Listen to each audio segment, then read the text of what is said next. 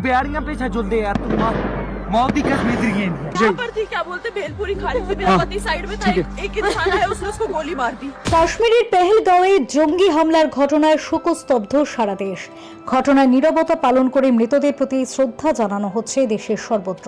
বাজায়নি এ রাজ্যেও 3 তরতাজা প্রাণ চলে গিয়েছে কাশ্মীর বেড়াতে গিয়ে। দোষীদের শাস্তির পাশাপাশি মৃতদের আত্মার শান্তি কামনায় বৃহস্পতিবার আমরা ব্রডব্যান্ড ও কেবল অপারেটর সংগঠন মৌলালী মোড় থেকে মৌন মিছিলে মোমবাতি নিয়ে পা মেলালেন সকলে রামলীলা ময়দান পর্যন্ত। কাশ্মীরে নিরীহ পর্যটকদের নৃশংস হত্যার প্রতিবাদে জমায়েত হয় বলে জানান আমরা ব্রডব্যান্ড ও কেবল অপারেটরদের সংগঠন।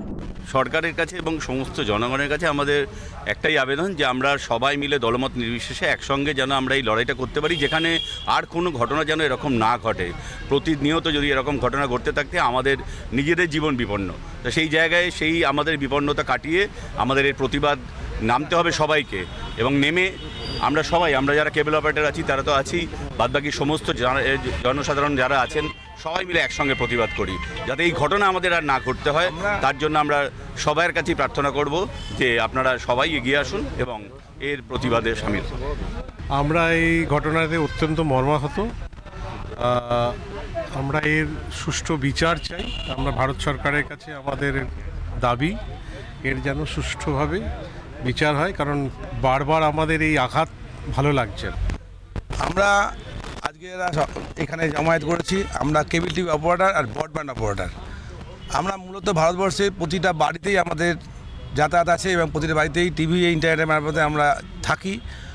আমরা এখানে হয়তো কিছু কম সংখ্যক লোক জমায়েত হয়েছি।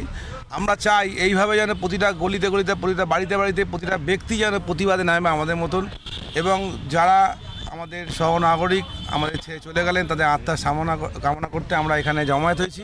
আমরা চাই যে ভারতবর্ষের জাতি ধর্ম নির্বিশেষে প্রতিটা মানুষ যারা ভারতীয় তারা যেন এর প্রতিকারের জন্য নেমে পড়ে, ঝাঁপিয়ে পড়ে। বার্তা সবাইকে বলতে আমি আমাদের রাষ্ট্রপ্রধানের কাছে একটা অনুরোধ করব, এর যেন যোগ্য জবাব দেয়, ভারতের পক্ষ থেকে যেন একটা যোগ্য জবাব দেওয়া হয়। আর যে কাশ্মীর কাশ্মীর কাশ্মীর করে ওরা একটা যেটা করছে, সেটাই পুরো কাশ্মীরটাই আমাদের ভারতের মধ্যে চাই।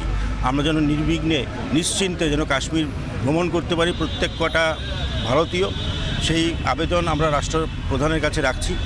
আপনি শান্তির বার্তা সবার কাছে যেন পৌঁছে যায়, যে ভারতবর্ষ এরকম দুর্বল দেশ না যে যে যা খুশি বাইরে থেকে করে যাবে আর সেখানে ভারতীয়রা সব চুপচাপ দেখবে। সেটাই প্রার্থনা, অনুরোধ আমাদের রাষ্ট্রপ্রধানের কাছে। ফেরো রিপোর্ট, চ্যানেল 10।